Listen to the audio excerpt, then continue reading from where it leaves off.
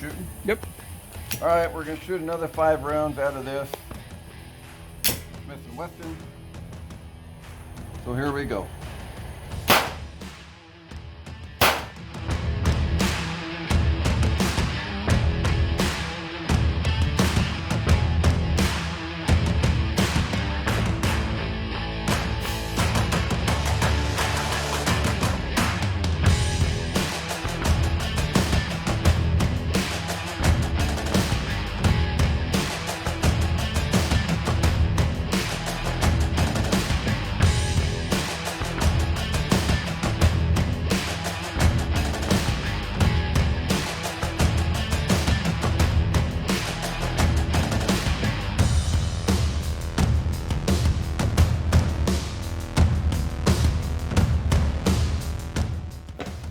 We're here and going to make the trigger adjustments to handle this Smith & Wesson.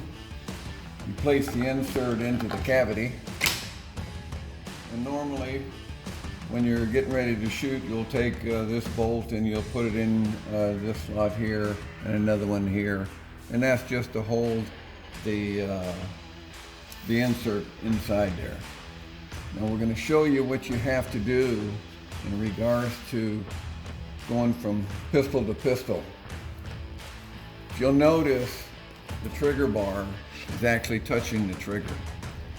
You have to go ahead and take this adjusting screw and adjust the trigger so it does not, or the whole gun, so it does not touch the trigger bar. And you should be able to have a little bit of adjustment so you can see daylight. The closer that you get to the trigger, the better off you are. So for each pistol that you come across or put in here, that adjustment has to be made. So I'm going to take this one out and give you an example of another pistol that'll go in there as to where it has to have the adjustment. So these loaded up, the pistol and the rifle.